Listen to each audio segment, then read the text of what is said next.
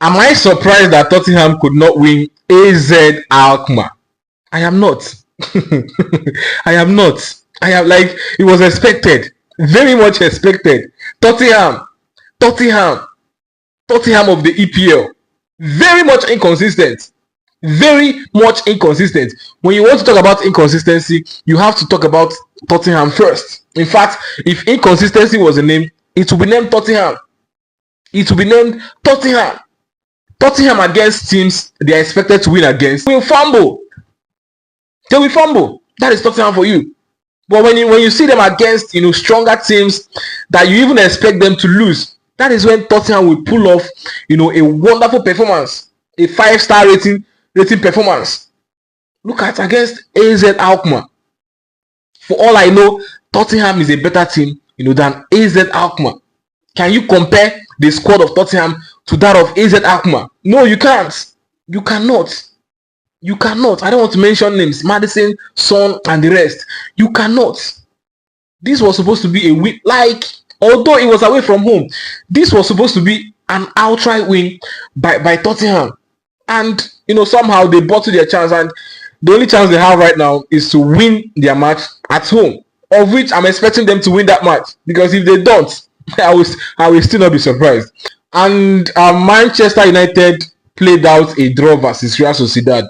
Honestly, I never expected Manchester United to actually play such a sweet game against Real Sociedad. An interesting game. That was the match I watched. I didn't watch that of Tottenham. I was so much interested in that of Manchester United versus Real Sociedad, because I was expecting Real Sociedad to sweep off Manchester United. Maybe not easily, but I was expecting them to win. I was seriously expecting them to win. But in this match, Man U played better. They played better.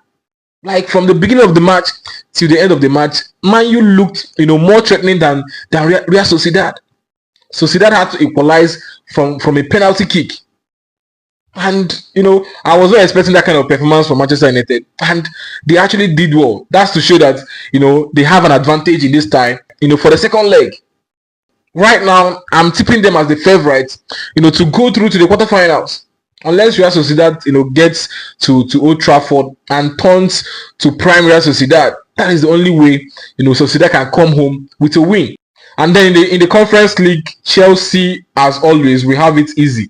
In the Conference League, we know that Chelsea are the top favorites. In fact, they are the only favorites. No, they are the number 1 favorites, number 2 favorites, and number 3 favorites. No one comes close. No team comes close. And once again, they grabbed a win away from home against FC Copenhagen, like a no-name club. So they were expected to win this match. In fact, the scoreline was even little. It was small compared to what we were expecting.